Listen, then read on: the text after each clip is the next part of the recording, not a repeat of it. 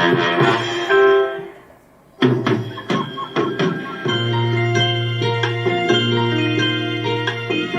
can light the world up with a word. We can take a nothing day and brighten it up with a tale unheard. 'Cause we're learning and knowing and growing, with welcoming words overflowing, you know it. Come along with me, let's read together. Come along, let's see what's new together. Come join us in the welcome word. Come join us in the welcome word.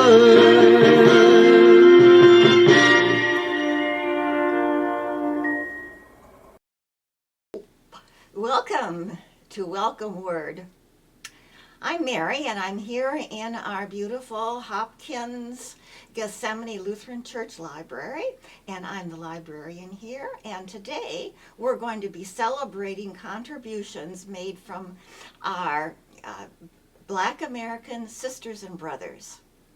We're going to begin with picture books. Here's a little fellow that loves to fold, and he is taught origami by his teacher who is Japanese. So that's really fun. We have a book called Colorful. It's brand new. It was actually written up in our Living Lutheran magazine and written by a woman who herself is an African American, and it's a great book. Here we have a child going to church with her family, and after dinner she will be enjoying a wonderful chicken dinner. This is my favorite. It happens to be Chocolate Me. A little boy notices that he looks a little different. His skin is not the same color as many of his friends. And so he thought, oh, I'm just not sure about how my skin is different. But one of his friends says to him, ooh, you've got chocolate skin. I love chocolate. And then it seemed to make everything better. And aren't children wonderful? The next book I have is a brand new kind of book that's our first in the Gethsemane Library. It's a graphic autobiography of a hero. And this hero happens to be John Lewis, the celebrated statesman who just passed away in August of 2020. He has written 2 trilogies. This is his first one. It's called March, Book 1. Then there's March, Book 2, March, Book 3. And then the last one set is called Run, Books 1, 2, and 3. It's written in beautiful black and white and sepia. It's a story that can be read from anywhere from ages later elementary all the way through adult. Next we're going to be talking about some of my favorite fiction books. And here I have my 2 favorite. I couldn't decide which one to say was number 1, so I'm just going to say they're sharing it. This happens to be A Lesson Before Dying by Edward Baines, Jr., and this one is Their Eyes Were Watching God by Zora Neale Hurston. Both of these books won awards, and they were called a Big Read a Book. Big Read books are sponsored by the National Endowment for the Arts, and it's a book that's chosen for everyone in the United States that this is a book to read together. And A Lesson Before Dying it was a film that won many, many awards. They are both wonderful books. Next one I want to show you is one I just read, and this was a National Book Award finalist called The Turner House. And I have to say that I thought I would not have any similarities between the characters in this book, but at the end of the book I found out I had a lot in common. We have other award-winning books. Washington Black, one of the 10 best books in Times, in New York Times, and selected for the Man Booker Prize. Of course, you all are familiar with Roots. National book again by the New York Times, Americana, and the 12 Tribes of Haiti. And I know that you will enjoy all of these books.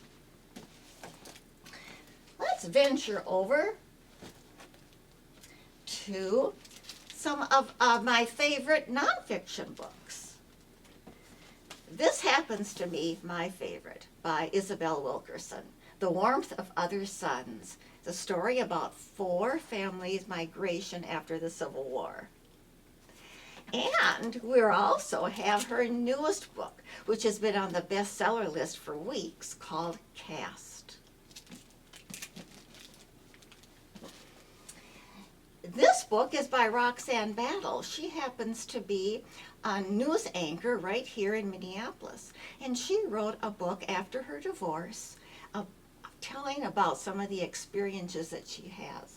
It's a feel-good, lovely book you can pick up at any time.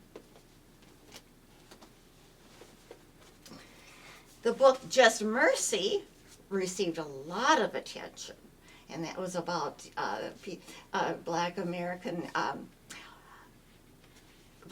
lawyer that helped find people that were just being incarcerated for not anything that was exactly popular.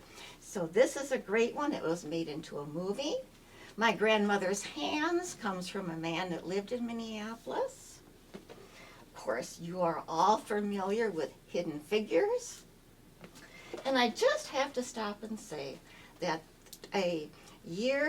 12 Years a Slave, this is an autobiography, and it was made into a movie. It reads like a novel, and it's terrific.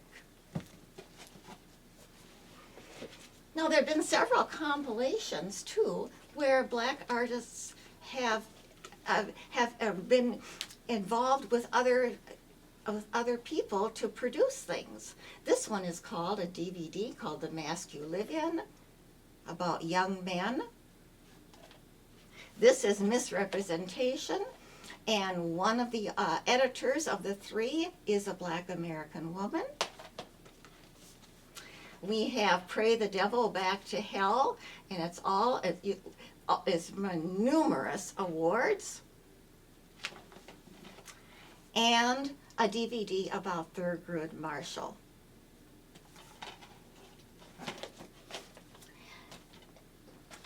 I'm going to talk a little bit about other types of art that Black Americans have contributed to. This is a beautiful book called Imagining the Word, filled with lovely art from all over the world. Inside are 2 beautiful pictures with sentiments by Black American painters. This one is called Give Me Jesus, from Amina Brenda Lynn Robinson. I heard my mother say, "Give me Jesus. Dark midnight was my gray. Give me Jesus. You may have all this world, but give me Jesus." The second one I'd like to share with you is Hope. This was painted by an African-American man that grew up in Houston, Texas. And he's right down in a street in Houston. And you'll notice that some of the people in this painting are turned towards you, and some are away from you. In the center of the painting, you'll see a man with a light. That happens to be their pastor carrying the light, and the light is hope. Here's a mother with a baby. She has hope, but as you notice, her face is turned, and she's not quite sure. She's hoping that it will be that way. There are children playing over here in this part, and they too are very hopeful.